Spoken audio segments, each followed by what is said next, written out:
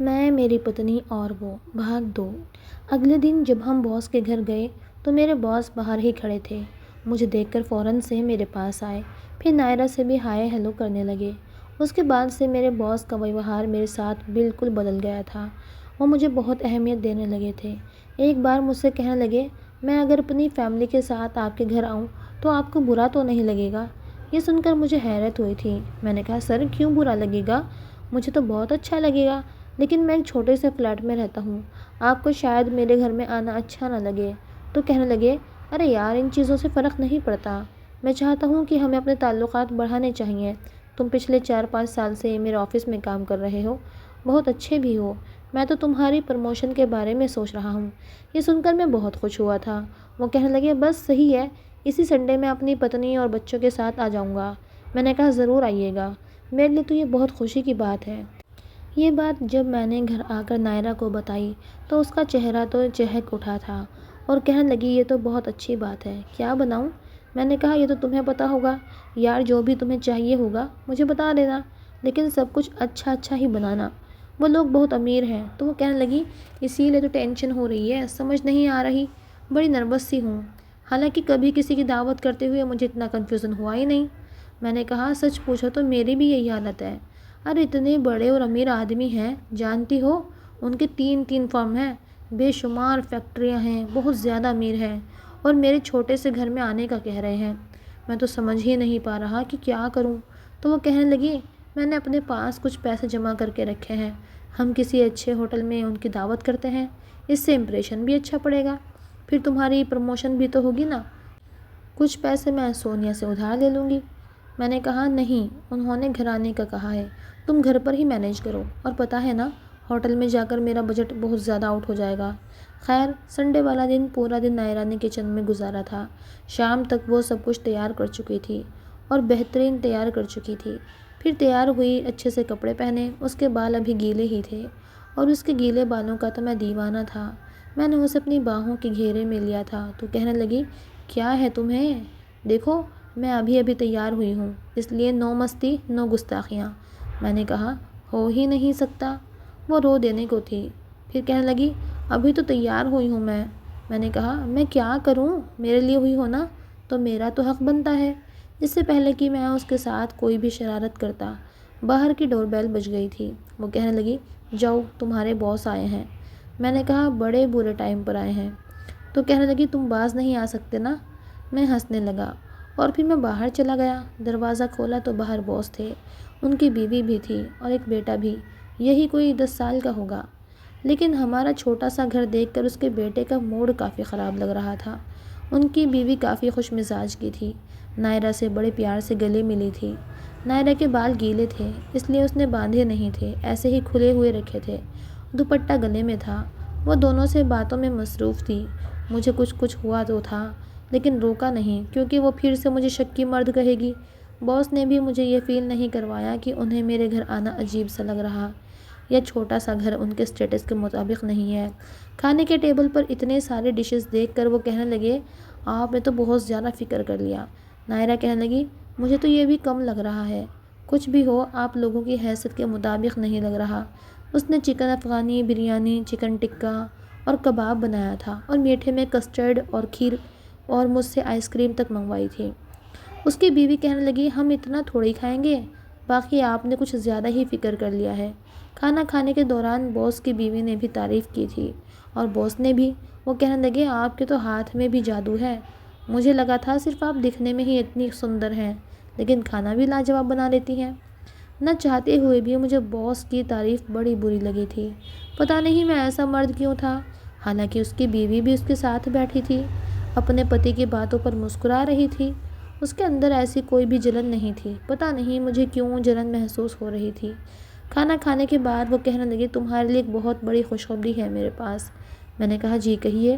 تو وہ کہنے لگے، میں تمہارا پروموشن کر دوں گا، اور تمہاری سیلری بھی ڈبل ہے۔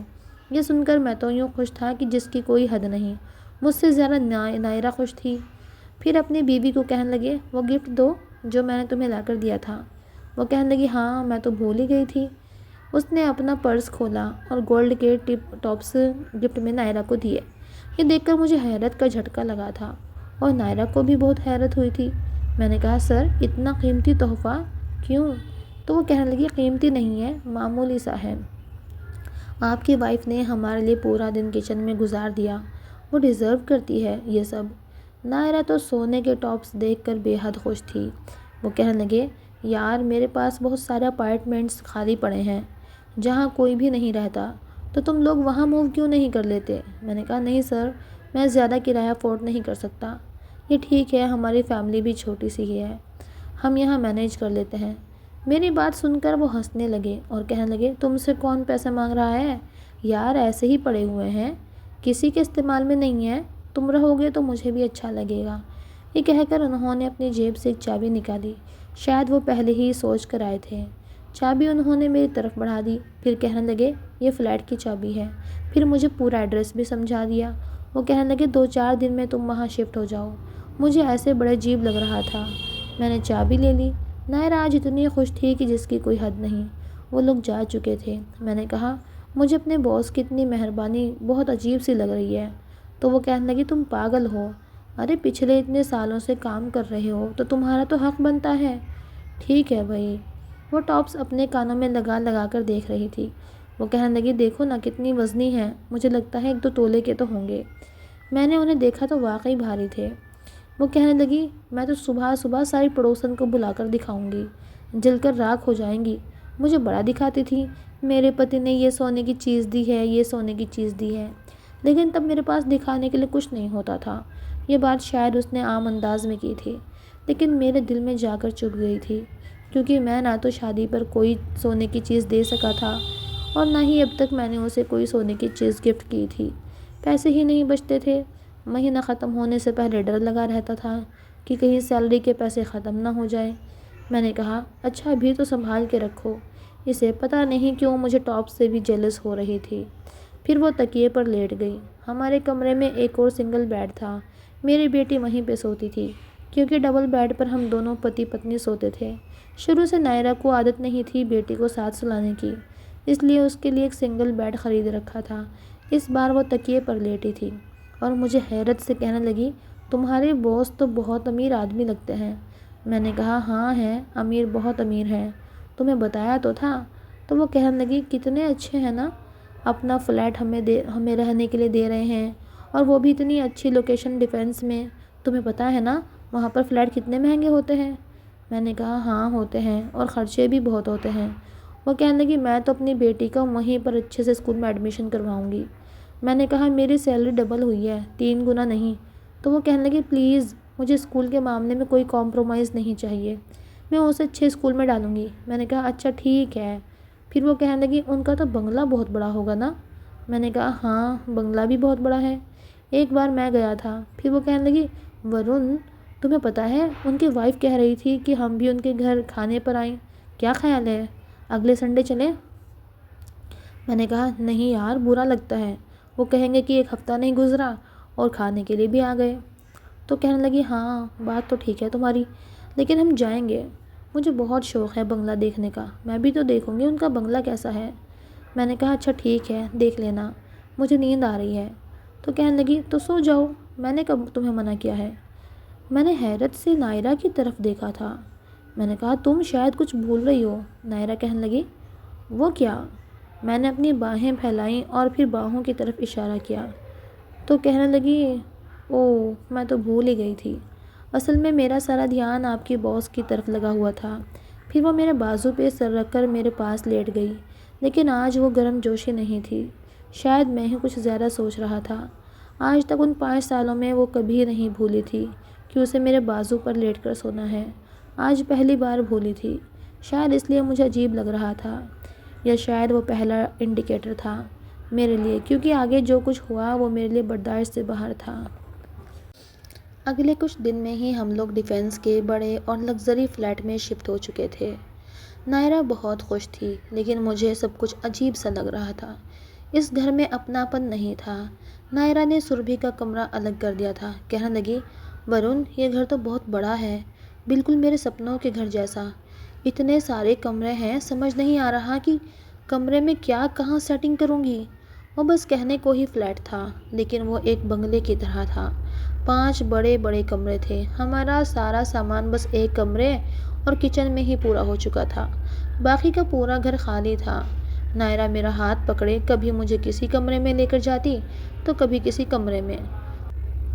مجھے کہنے لگی، یہ کمرہ میری سربھی کا ہوگا، یہاں میں سربھی کے لیے پنک کلر کا بیڈ لوں گی، پنک ہی رائٹنگ ٹیبل اور اس کے کمرے میں بہت سارے کھلونے۔ ورن، ہم ایک کمرے کو گیسٹ روم بنائیں گے، اور ہاں، ایک کمرے کو میں اسٹڈی روم بناؤں گی، اس میں بہت ساری انگلش ہندی ناول رکھوں گی۔ مجھے بہت شوق ہے ایسا کمرہ بنانے کا۔ ورن، ایک کمرے کو ڈائننگ روم بنائیں گے اور میں بڑا سا ڈائننگ ٹیبل لاؤں گی۔ اپنی دھن میں یوں بولے جا رہی تھی جیسے میری جیب میں لاکھوں روپے پڑے ہوں اور یہ میرا اپنا گھر ہو۔ حالانکہ مجھے اپنا باس کے احسان کے نیچے دبتا ہوا محسوس ہو رہا تھا۔ میں نے کہا، نائرہ، میرے پاس اتنے پیسے نہیں ہیں جو میں اس گھر کو تمہارے مطابق فرنش کر سکوں۔ میری بات سن کر نائرہ شاید اپنے سپنوں سے باہر نکلی تھی۔ اس کے چہرے پر چھائی مسکراہٹ غائب ہوئی تھی۔ کہنے لگی، ہاں ورن، میں نے تو یہ سوچا ہی نہیں۔ اس کے چہرے کی رونق جیسے مدھم سی پڑی تھی۔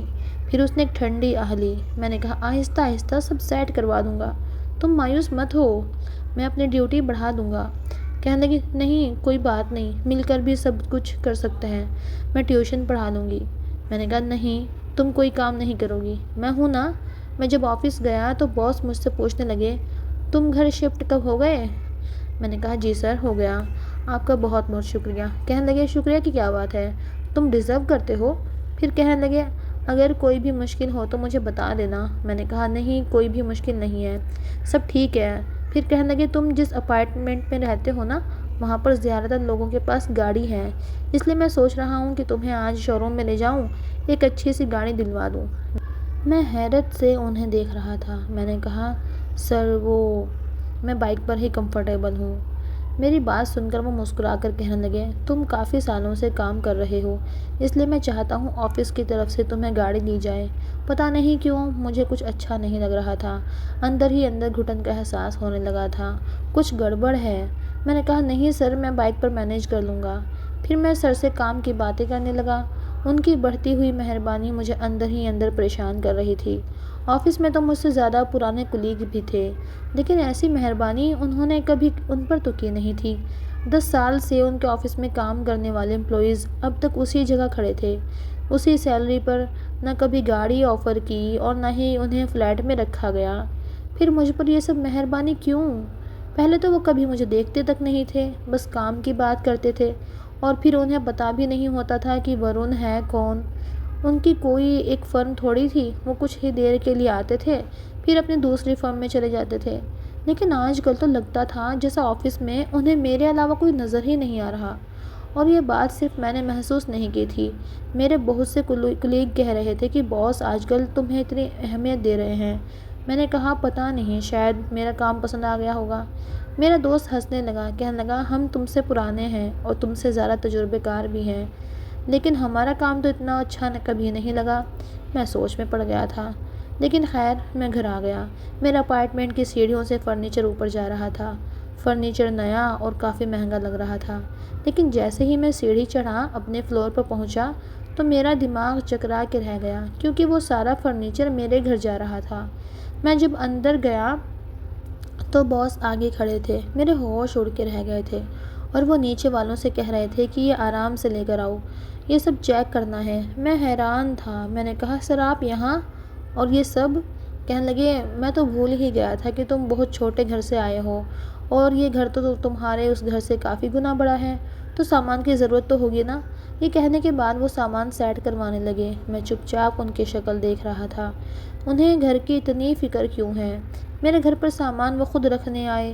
میں اپنے کمرے میں گیا تو وہاں نائرہ حیران بیٹھی تھی۔ کہنے لگی، ابھی کل تو میں نے تم سے بات ہی کی تھی، تم نے اپنے باس سے کہہ کر سامان بھی منگوا لیا۔ میں نے کہا، میں نے ان سے کچھ نہیں کہا۔ کہنے لگے، پھر یہ سارا سامان؟ میں نے کہا، میں تو خود نہیں جانتا یہ سارا سامان گھر میں آ کیوں رہا ہے۔ میں بیڈ پر بیٹھ گیا تھا، سوچ میں پڑ گیا تھا۔ کہنے لگی، چلو، جو ہوا اچھا ہوا، اوپر والے نے تو بنا کہے ہمیں سب کچھ دے دیا۔ میں دوبارہ کمرے سے باہر آ گیا۔ سامان سارا لگ چکا تھا، نیا فریج، نیا فرنیچر، یہاں تک کہ کچن کی کروکری تک نئی تھی۔ میں سوچ بھی نہیں سکتا تھا کہ یہ لاکھوں کا فرنیچر میرے گھر پر لا سکتے ہیں۔ اگر ان کو ایسا ہی کچھ کرنا تھا تو آفس میں تو کچھ نہیں کہا مجھ سے۔ سب کچھ سیٹ کروانے کے بعد مجھ سے کہا کہ لو بھائی، اب تمہارا گھر پورے طریقے سے سیٹ ہے، اب کوئی پریشانی نہیں ہے تمہیں۔ میں ان کی شکل دیکھ رہا تھا۔ میں نے کہا، سر آپ نے یہ سب کیوں کروایا؟ آہستہ آہستہ میں سب کچھ سیٹ کروا لیتا۔ کہنے لگے کوئی بات نہیں، سمجھو کہ میری طرف سے تحفہ ہو گیا۔ یہ کہتے ہوئے انہوں نے اپنی ایک آنکھ ونک کی تھی۔ کہنے لگے، بہت بھوک لگی ہے، کھانا لگاؤ گے؟ یہ سن کر میں تو ہکا بکا رہ گیا۔ وہ تو یوں بے تکلف سے بول رہے تھے جیسے میری ان کے ساتھ دوستی ہو، ورنہ ان 4 سالوں میں وہ ہمارے ساتھ ایسے ہی رہتے تھے جیسے کوئی باس رہتا ہے، اس طرح بات نہیں کرتے تھے۔ اور اس وقت مجھے لگ رہا تھا کہ جو شخص میرے سامنے کھڑا ہے وہ کوئی اور ہے، اور آفس میں کوئی اور۔ میں نے کہا، سر آپ ہاتھ دھو لیجیے، میں نائرہ سے کہتا ہوں، وہ کھانا لگا دے گی۔ میں جلدی سے کمرے میں گیا تو نائرہ سربھی کے ساتھ باتیں کر رہی تھی۔ میں نے کہا، نائرہ کھانے میں کیا بنایا ہے؟ کہنے لگی، دال بنائی ہے۔ میں نے کہا، اوہو۔ وہ کہنے لگی، کیا ہوا، تم تو دال کھا لیتے ہو، تم نے تو کبھی کھانے میں نخرے نہیں دکھائے۔ میں نے کہا، یار بات میری نہیں ہے، باس کہہ رہے ہیں کہ کھانا کھا کر جائیں گے۔ یہ سن کر وہ بھی نروس ہوئی تھی۔ کہنے لگی، اچھا۔ میں نے کہا، ایسا کرو، لاکر میں سے کچھ پیسے نکال کر کے لا دو، میں بازار سے کچھ اچھا سا لے آتا ہوں۔ اب دال تو باس کے سامنے نہیں رکھیں گے۔ کہنے لگی، ہاں یہ تو ٹھیک کہہ رہے ہو۔ اس نے جلدی سے مجھے پیسے دیے، میں فوراً سے باہر نکل گیا۔ میں باہر سے سنگاپوری رائس، چکن ٹکا، باقی اور ڈشز بھی لے آیا۔ جب میں گھر پہنچا تو مجھے ڈائننگ روم سے ہنسنے کی آواز آ رہی تھی۔ میں نے کچن میں سارا کھانا رکھا اور چلتے ہوئے ڈائننگ روم میں چلا گیا، جہاں نائرہ اور باس باتیں کر رہے تھے۔ نائرہ کو دیکھ کر حیرت ہوئی تھی۔ اس نے میک اپ کیا ہوا تھا، حالانکہ جب میں کھانا لینے جانے لگا تھا تو بالکل سادگی میں تھی۔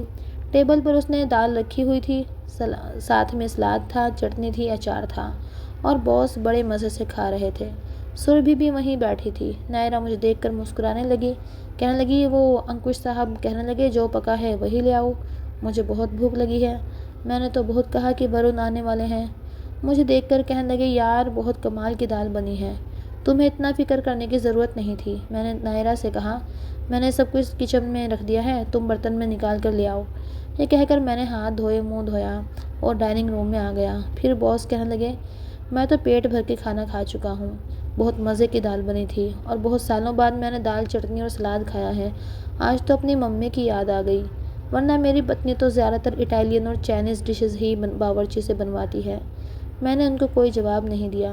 پھر میں نے باس سے کہا کہ میں اتنی دور سے آپ کے لیے سب چیز لایا ہوں، آپ چکھیں تو صحیح۔ اس نے واقعی صرف چکھا ہی تھا، ایک ایک چمچ سے اپنی پلیٹ میں ڈالا تھا۔ دال کی تعریف بہت زیادہ کر رہے تھے۔ پتہ نہیں یہ بات ہر مرد کے اندر موجود ہوتی ہے یا میرے ہی اندر ہوتی ہے، یہ کیڑا کچھ زیادہ ہی کاٹتا تھا۔ مجھے نائرہ کی تعریف کسی اور کے منہ سے اچھی نہیں لگتی تھی، جی چاہتا تھا اس کا منہ توڑ دوں، لیکن یہ سلسلہ تو جیسے چل نکلا تھا۔ اکثر اب ایسا ہونے لگا تھا، باس مجھے فون کرتے اور کہتے کہ میں تمہارے گھر کھانا کھانے آ رہا ہوں، اپنی پتنی سے کہو میرے لیے سبزی بنائے، جیسے میں اور میری بیوی ان کے حکم کے غلام ہی ہوں۔ میری مجبوری یہ تھی کہ اتنی اچھی جاب مجھے کہیں اور سے نہیں مل سکتی تھی، اور نہ ہی یہ فیسلٹیز، اور دوسری بات کہ میرے باس کی بڑھتی ہوئی مہربانی مجھے پریشان کرنے لگی تھی۔ اب تو نائرہ بھی بدل گئی تھی۔ آگے کی کہانی سننے کے لیے ویڈیو کو لائک کیجیے اور چینل کو سبسکرائب کیجیے۔